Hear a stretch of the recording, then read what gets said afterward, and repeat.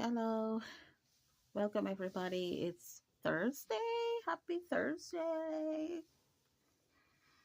Well, today is not no loose down hair day or makeup day. It's a braless day. It's a anyhow day. Sometimes not every time you wanna, like I say, deck up for to come on TV. Last night I was making some corsages and putting ears, and let me tell you, the shoulder. Oh my God. Like I said, I was injured and the shoulder affects me a lot. And they're trying hard not to. They're trying to fight me to say I'm lying, but I'm trying to work home because I can't really do anything. But it hurts a lot, so I'll take a picture and show you guys later. I did all these because graduation is coming up, and then we have weddings and stuff. So I like to sit flat on the ground as usual, and never mind my bed, my makeup. But this is not about my bed. This is about my job. The reason why I do this is because I know there's lots of people out there like they want to learn these stuff, and they want to learn to do them. And sometimes as a house mom, you're home, you're bored, you don't have nothing to do. This would occupy your time. It's therapeutic. And as usual, I like to sit on the ground because it helps with my back. My back is in a lot of pain. I sit here, or sometimes I put a cushion behind me. It's better than being in a chair because when I'm in a chair and I get up, I have to bend like this and then straighten up. But when I'm on the ground, I just, I use this. I have a rocking chair here for arch me up or the bed rail. It's better. I always like sitting flat anyway. Yeah, you know, coming up like we used to sit on the floor a lot, and it was really fun. I get big and I prefer it. I mean, if I'm gonna sit and watch TV, yeah, but to do anything, I think I just like to be on the ground. Yeah, and I was doing some of these and I had to stop. I think I only made like five, and yeah, sometimes my body's in a lot of pain, and sometimes some day it's normal, but like if I start doing anything like too much on the shoulder, the neck, they trying to say, oh, the neck is not this, but I'm gonna go to a doctor and check myself out because you know, I don't think people would lie and make stuff up about pains in their body. It's not fun because whatever. But I'm trying because I really wish if this could be my source of only source of income. But then I'm in so much pain just trying to do it. So I just wanted to show you guys. So today's topic is a what should we talk about today? I think I want to talk about like doing YouTube, you know. Like I was watching this girl last night, and she had a lot, it was like 3,000 and something, and she was saying that she don't have the subscribers. I felt so bad for her because I was looking and I was like, wow, she must be making it good on YouTube. She got 3,000 views. But then I'm thinking that maybe YouTube should choose something about like if you have a lot of views, like maybe you can start earning like revenue also on ads or AdSense, however they call it. Because a lot of people that do it too, or a lot of women that do it, they're single, and they're looking for a reliable source of income. And I should say that YouTube is very good for that because when I be looking at some of these women that you can see that they're trying, and YouTube is helping them out a lot. So I'd like to say it's a good thing, but I think they should change certain terms and conditions because a lot of people you ask to subscribe, it's like you're begging them. They don't do it. Like I've been sending out a lot to all these YouTubers that I look at, and probably just one. I sent out like the 10 and one subscribed to me. I had 91 subscribers, and then when I sent the messages, I got one, so I got 92. But I'm grateful, but I just know within me, I know everything takes time. You know, one day I'm gonna blow up and I'll live to enjoy it and to see it too. Who knows? It might be soon. Because people just want to earn. Some people want to earn a reliable income, and it's nice that you have something that you can be at home with your kids. For people that have smaller kids, I wish I had known this like when I was young. My kids were younger, and I was in Guyana. I didn't know anything about YouTube and all of that. Yes, we had a smart TV. Yeah, after a certain time, we had a smart TV, but it takes time to know everything. But I would like to say to the single parents, you're doing a good job that, you're earning, you're home. It mightn't be a lot for now, but I'm finding a lot of people don't like subscribing to people. And I subscribe to everybody, but it's their choice. I subscribe to everybody, and people be asking for subscription. And then when they get to the top, it's like they don't remember they were, they think that, I guess, I don't know, they think that their work is more important or something. But I'm grateful for the ones I have. And for me, I'm just a person like that because I always think, and within me I know that things changes, things change for the better. you know I'm not an envious person, but I know that everything takes time. But I subscribe, I look at people, I want to learn more. It doesn't take anything within me to just press that button. But yeah, I look at Jamaican YouTubers a lot. I like uh i like the way that they cook, and but sometimes I don't understand on my own Caribbean language. Like, I'm Guyanese, but sometimes it's not being offensive. I don't understand the Trinidadian accent and the Jamaican accent. What else? The other Caribbean, but I like it. I'm not saying anything bad. It's good, but I'm guess that they don't understand a lot of things us Guyanese say too, like especially like people from in the countryside. They speak different. I'm talking about Guyana. They speak different to the ones in the city or the town. So I guess it's vice versa. But I love the Jamaican YouTubers too. They are so funny. They make me laugh. And so I just want to say that I'm always gonna talk about kids and interest for kids, and because I believe that kids are number one. They always say kids are the future. Well, yeah, because they're going up and we're going down. And that's how it goes. And, remember to treat them with love, make them feel wanted, make them feel a part of life so they can be happy to come home. And, don't let them be is- isolated, like they like to say kids should be seen and not heard. Well, eventually you're going to see that kid and you're not going to hear from them. You should interact with your kids, talk to them, like find out what's going on, and you should read their moods, especially as teenagers. Kids act differently. It's like as we learned in school, that the hormone cycle change. It's like they're bridge between an adult and a child. And as adults we have moods, and just think of a child going through puberty. It's hard on them. One day they're going to be happy, one day they're going to be sad, one day they feel like a child, one day they feel like an adult.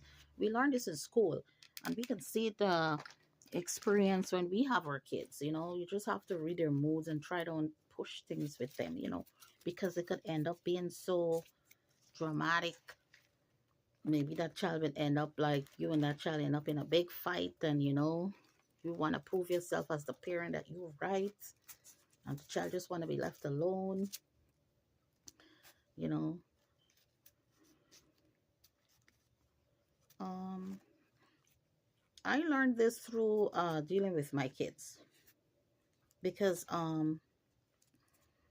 as a teenager, a lot of stuff too I learned as I was a teenager, but I was never allowed to be left alone. I always had to give a reason for this, reason for that, and you don't want to talk, and you can't be heard, and you always seeming to be disrespectful, but all you wanted was somebody there to like talk to, comfort you, guide you through life. A lot of things I learned as we back home, you know, the word is learned, whatever. Some other cultures they don't say that.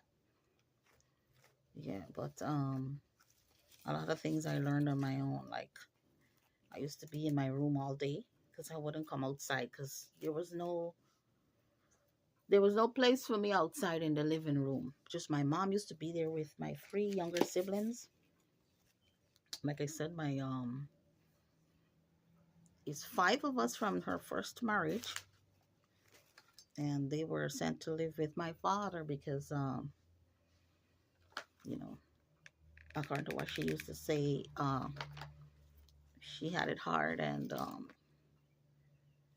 my father was just having the time of his life. Those were words I used to hear her saying, you know, and she needed help with the kids. I'm not saying it's wrong what she said, it's right what she said, because fathers are supposed to support their kids. You know, he's not the perfect father either. It's just that certain ways he has, you know, make him seem a little better. He is in terms of like talking to you and stuff, but he should have provided more for his kids. You know what I'm saying? He was running behind his king. And men were kinging us. Men, a guy was kinging me at 4 years old.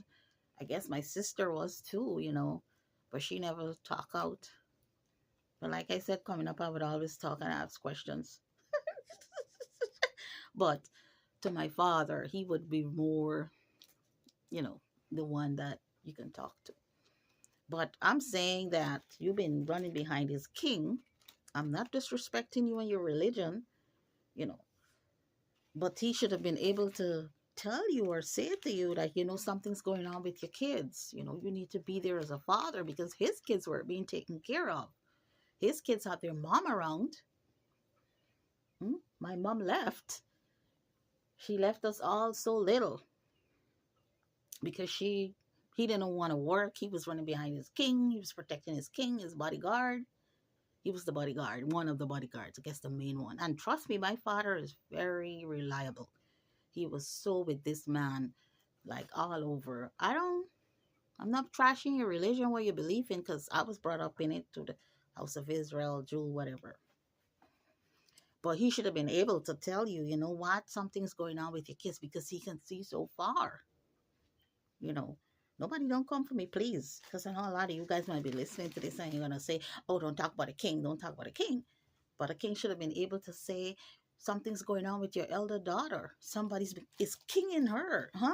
It's kinging her. My mom left because she didn't want to work and they couldn't provide. They used to fight a lot. I used to see them. I used to see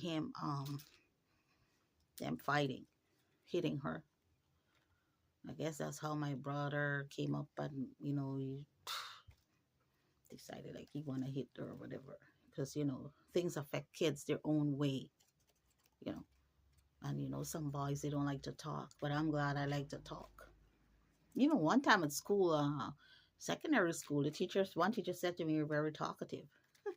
But they didn't know I was just being happy because I was out and free and I could talk. Because at home, there was nothing who you're going to talk to. So at school, I just let it all out with friends, and I was having a nice time. That was the best time for me. And I'm not saying there's nothing wrong being happy at school, but I'm trying to say that kids must also be happy to come home. I never wanted to go home. I'd find excuses to lime on the car park, go places at the library, and hang out all over. Go home very late in the afternoon just to eat, sleep, do my homework, looking forward for the next day to go back to school and have fun. So I'm saying that his king should have been responsible to say, like, what's going on with your daughter? And stuff affected me. I didn't even know that, but all I know, when it started happening, I would get these headaches and I would just feel confused. And it happens a lot to me. Like sometimes I'm with a man and I just started getting headache and be confused and I don't know. And then what happened? I would cry for my mom. That's the hurtful part. Because she had left, I don't blame her, but all I'm thinking that we don't blame her, but stuff happened that you left. You know, you wanted a better life, yes. But I was damaged from since what? That was 4 years old. People don't believe me. You know why I know I was 4 years old? Because I was in nursery school and I think it was a holiday and school had closed for the term. And every Friday, like, there's going to be church Saturday, the Sabbath. And this is not Adventist. So I'm just telling you, it's the Jewish Israelite church in Guyana. That's what we were all brought up in. We were born in, me and my siblings. So every Friday they'd come over and they'd have a big, keeping the Sabbath preparation and stuff. And I think this was when school was closed because he was, they had come to spend the holiday. Yeah, it was school was closed for the summer holiday, as we like to say, August holiday in Guyana. So he was staying there, and I was 4 years old. I know, because I was in nursery school, and I think he was 11 or 12 years old. He was very bigger. I'm telling you. And this was happening, and I was a cry a lot for my mom, cry and call. I would run and hide because I, in my mind, I was feeling something was wrong because it was hurting. It was painful, and I would see it's my brother, me, and then three other siblings. I would see my baby brother. He was like probably about one. He would fall down the stairs, and I would just look and feel so sorry. Like I really love him so much. I love my siblings. I love all of them, but and this shit affected me. I could remember still seeing him falling down the stairs, crying for him, for her, and we all were playing.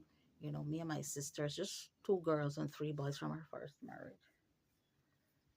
You know, we didn't have anything to eat. We were just playing in the yard, and we wouldn't be wearing underwear because she's not there. He's going to look at his king.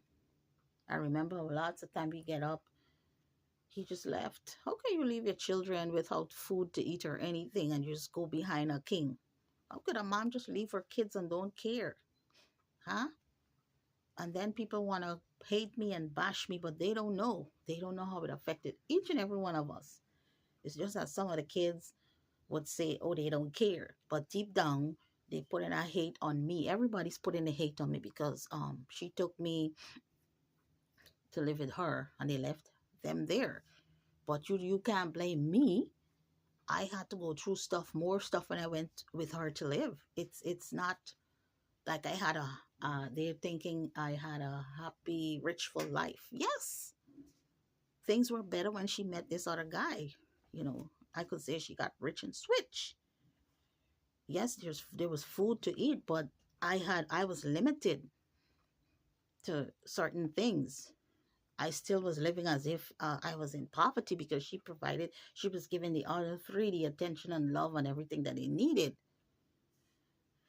So yes, I would see my brother crying and calling for her. I would be crying and calling for her because this guy is abusing me. And every single Saturday he would be doing it. Every Saturday. And he would tell my brother, oh, tell your sister come, I'm gonna go and get porridge, I'm gonna get things for y'all eat. And he would say, Suku go. And I would cry. Imagine I was so small and I knew that this was wrong. But it was so painful. I was so confused. And then after that, when I started primary school or we say grade one, I got very quiet. I got very quiet. I never spoke. People used to ask me if I'm dumb. They used to laugh me when I went to school and say, she's dumb. I never spoke. The teachers would even ask me to read, and I remember I would just stand up there just looking at them. And then this day, this teacher was showing us this poem,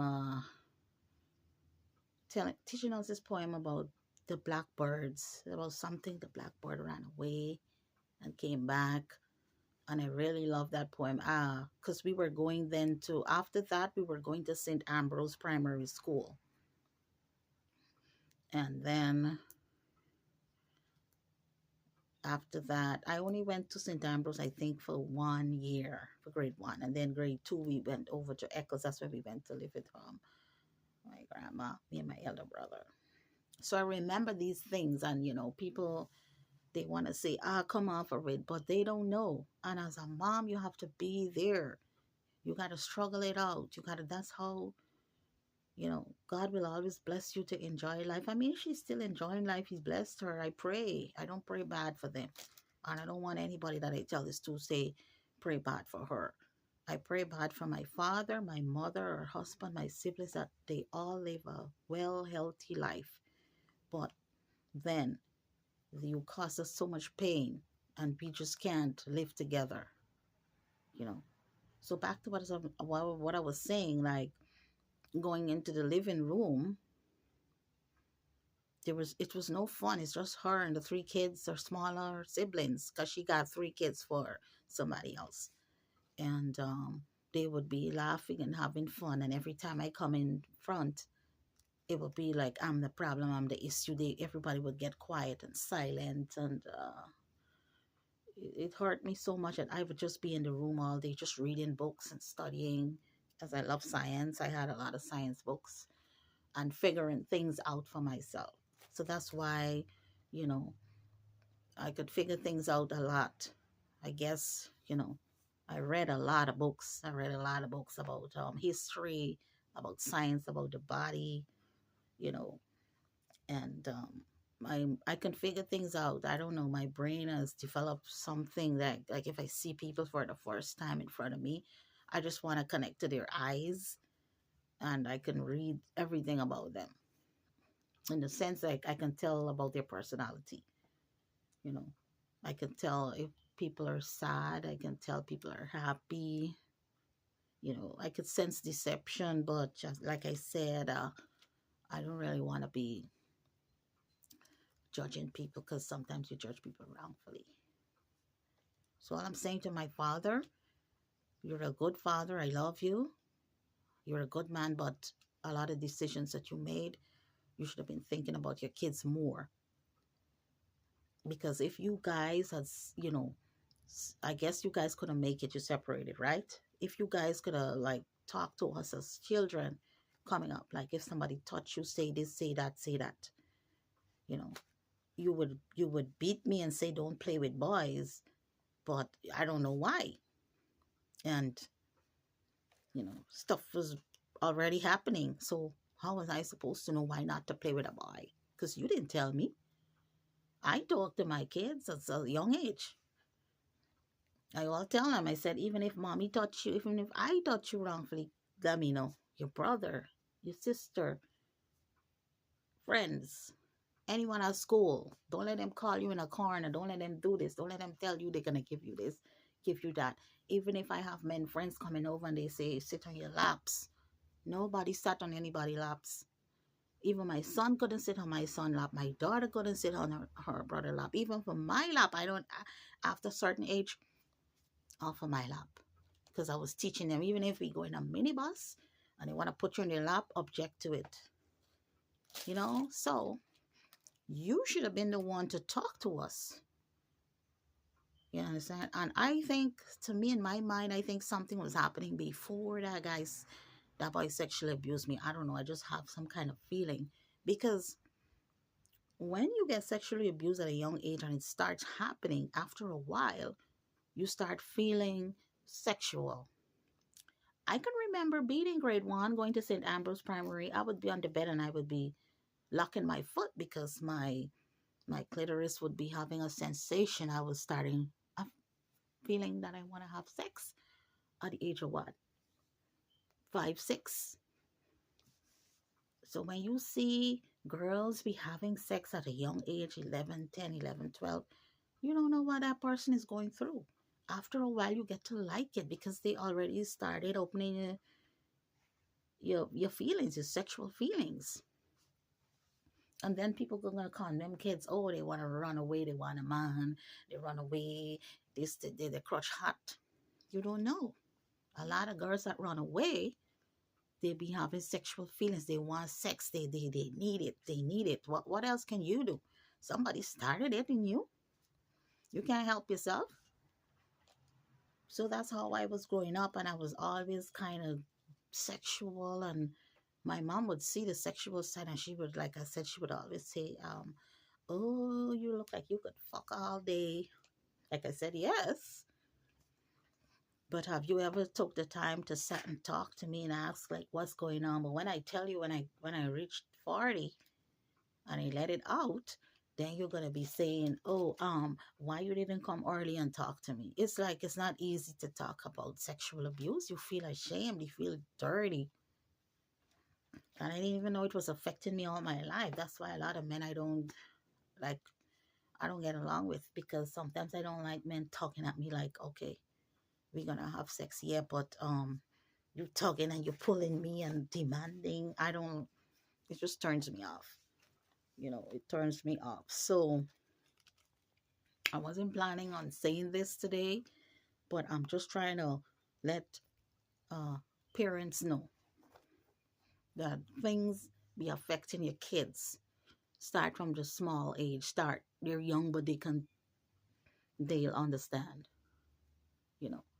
And for all you bashing me, about I know certain YouTubers or followers, they won't follow me because they don't want to hear this. People don't want to hear you talking bad about your parent. No, you can't do it. No, it's forbidden. No, no, no, no, no. But I'm just glad that I came here and I'm in a place that I could talk and feel better, because I was holding shit in all the time and I didn't know it was affecting me. It affected the way that I am.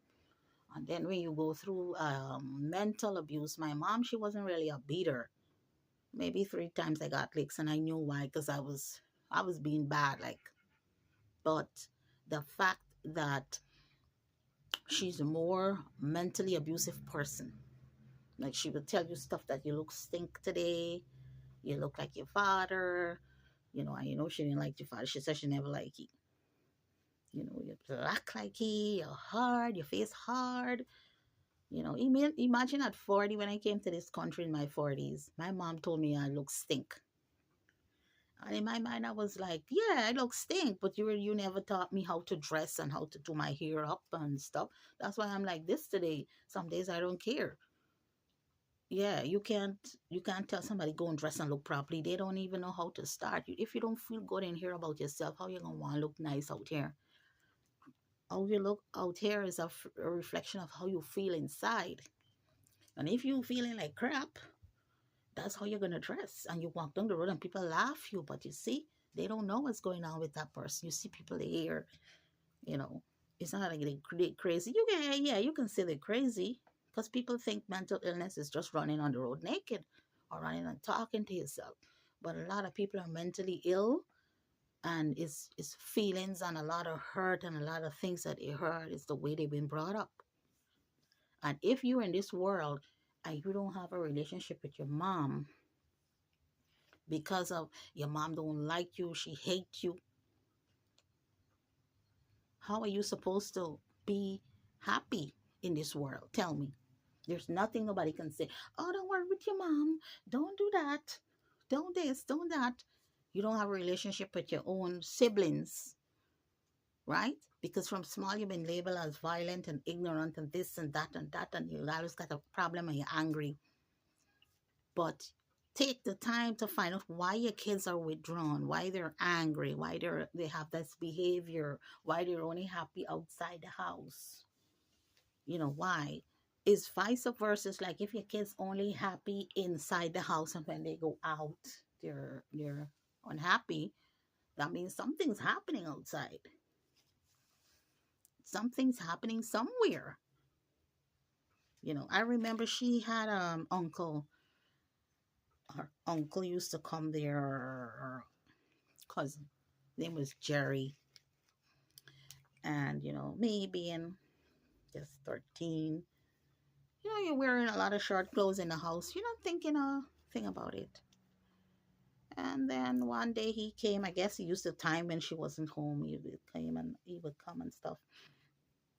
And this one day he was telling me, oh, I should feel his dick. And I said, why? Excuse me. He was like, oh, feel how it's hard if you want it. And I was no. I started screaming. It was me and my three younger sisters.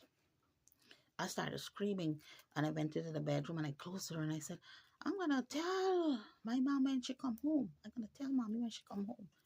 And he was like, he didn't work with me anymore. And I left and I went downstairs and I started doing something in the yard. And then he would come more often and, have my sisters be playing on him. He'd be laying down. And in my mind, I was already see what was going on. He would get a hard on from them just playing and rubbing up on him. He would lay down and they would be playing like some kind of tickly, scratchy game. But he wouldn't touch them because I was there looking at him. And he was already looking at me because he already knew what was going on in my mind. Because I remember I already pissed him off today. But I never tell her. I never told her anything because I didn't even know how to start. So for parents, if you don't start this conversation with your kids and make them comfortable talking to them, they won't be able to come to you and say, somebody touched me, because you don't feel good talking about it at such a tender age, because you don't know how your parents going to react. You feel dirty, you feel unclean, you feel like hiding, you feel ashamed. And then one night he came, I think we had blackout. And I used to wear my nightie, my dress. It was very thin. I didn't even realize my underwear would be printing through. And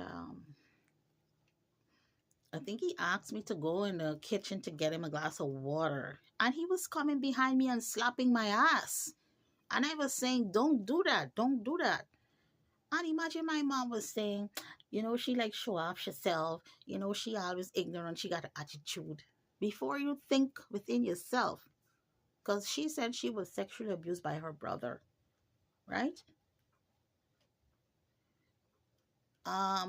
Before you say like, don't do that. So my daughter, she's gonna say I'm right there. That it would crush my spirit to hear her saying she got an attitude problem. She always like show off herself. Yeah.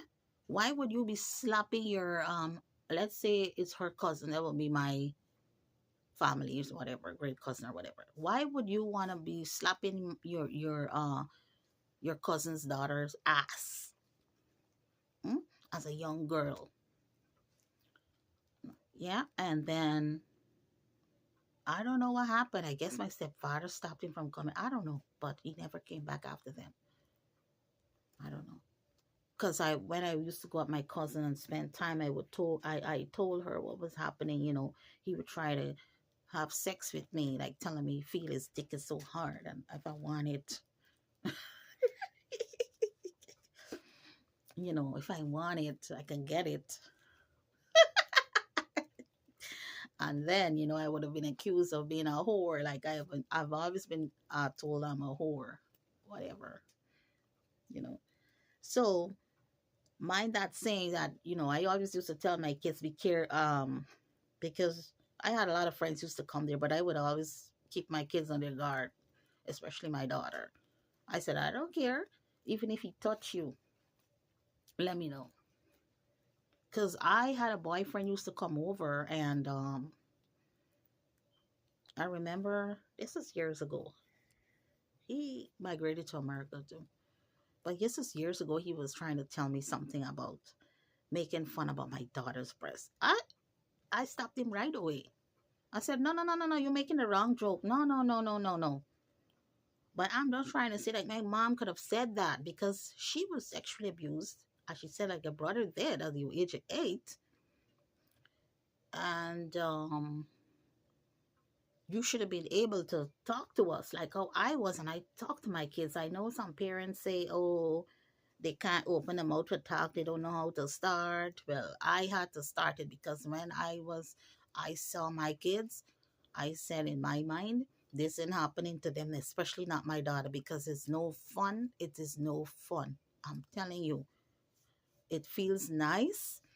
After a while, you want it, you keep looking for it, but it's the mental it's the mental feeling that affects you most of being sexually abused. Like, you try to say, how can I hate something that feels so nice? And then one time you say, how can I like something that feels so wrong? I don't want my kids getting those feelings. It messes you up. Being sexually abused at such a, I guess, any age is not good. But at the age of a baby, you know what, is 4 years old? Huh? All your life you're living with that. It's not a nice thing. You feel ashamed of yourself. It makes you feel dirty. But then again, on the other hand, you want it. You just, because he already started it. So, so I guess I could have been a younger mom. I could have been pregnant at the age of 11 or something. Because his feelings. So that's my 2 cents for today. And I know this might be a bit corny. I guess YouTube is not, people don't expect this on YouTube, but this is my platform and I'm just using it to make parents aware of stuff that goes on. Sometimes it goes on in your own household. And, and why I talk about my mom is because I know she had her issues too, being abused sexually, but then she would only show the three younger kids love. And she wouldn't throw the rest of us, especially me, because remember, I was left with her. My other siblings gone with their dad and three younger ones. So I couldn't play with them because I was ignorant. My primary job in the house was to just look over them when she went to market or she went out. And when she come back, I would go back into my room. It's like a job. And they would be in front having fun. And then they would complain and say, oh, Suku beat them, Suku do this, Suku do that. But let me tell you, yes, I beat them. I was very cruel because doing therapy made me realize that I was trying to take my anger out on them, but it wasn't right. You know, I'm sorry what I did, but picture yourself growing up. Your mom is laughing and having fun with them, and you were the bad one. How are you going to feel? How are you going to feel?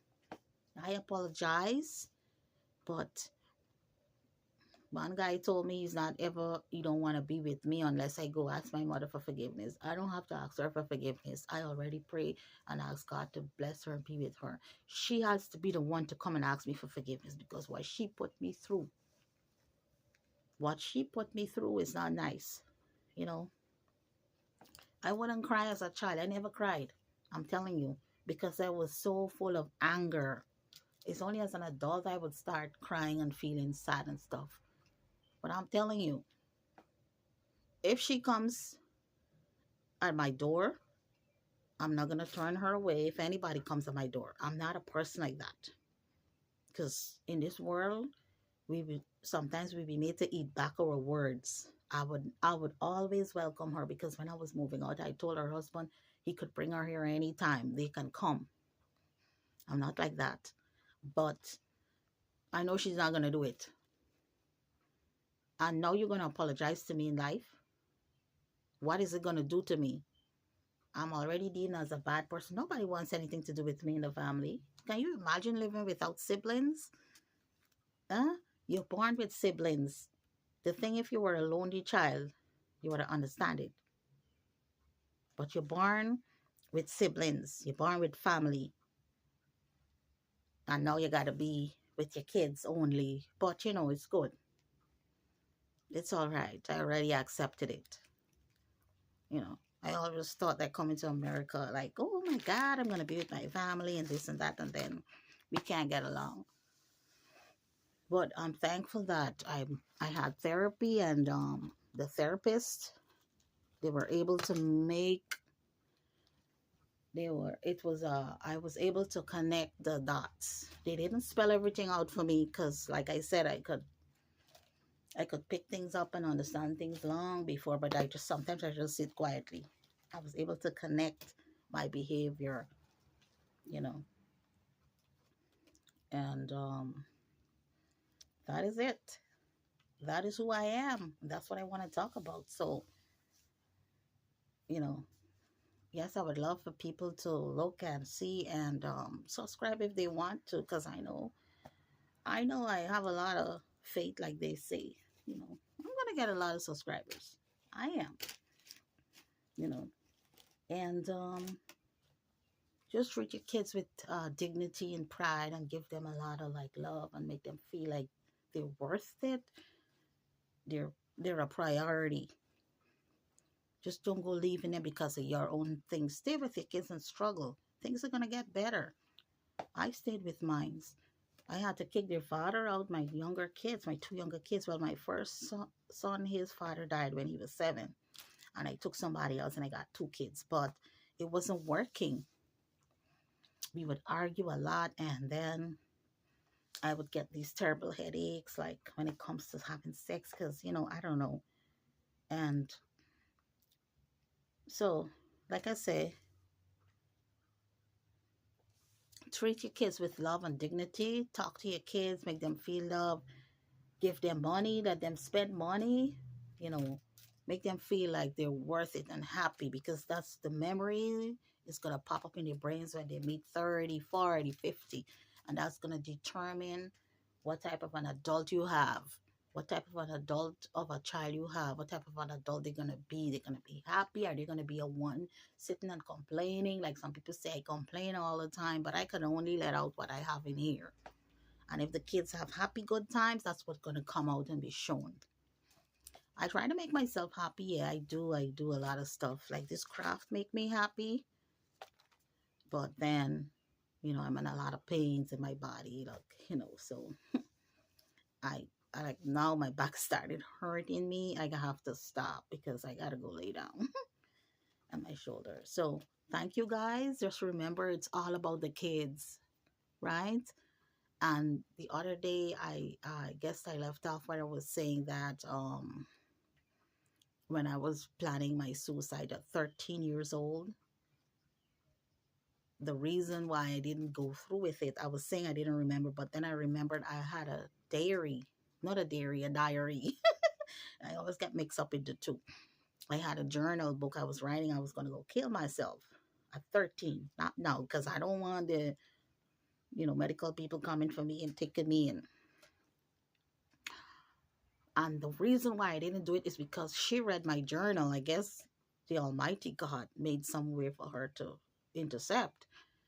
But let me tell you, when she read that, oh my God, every day she would say, I don't know why you don't go and kill yourself. Oh, you want to kill yourself? Because I'm going to kill yourself. Go and kill yourself. Nobody cares about you. And let me tell you, that thing crushed me so much. Like, I was ashamed to even think about it anymore. And then that's when I started planning to run away. And I guess she read it, my journal, and she saw it. And then after that day, I just burned my journal up. I'm sorry I did, because I had a lot of stuff in there. I'm telling you, especially when she read that I hated her. I hate her and I wanted to kill her. My exact word, I fucking hate you and I want to fucking kill you. That's what I wrote. I'm telling you, that's how I was feeling. But it didn't make things worse. I'm better. I'm not saying I want to do that. I just want people to know the way I was feeling. And a lot of kids be feeling that way towards parents, but so have a good day. Until next time, next video I'll show you how to wrap the boutonnieres with the floral tape. Thank you. Have a good day. Treat your kids with love. Don't give your kids no reason to want to kill themselves or to kill you, right? So you see things with kids on TV, don't judge them because you don't know what's going on deep down. Don't say, oh, it's your mother, don't talk. Oh, it's your father, don't talk. Oh, how could you want kill your mother, kill your father? No, don't. Right? All right. Thank you. See you in the next video and have a nice day.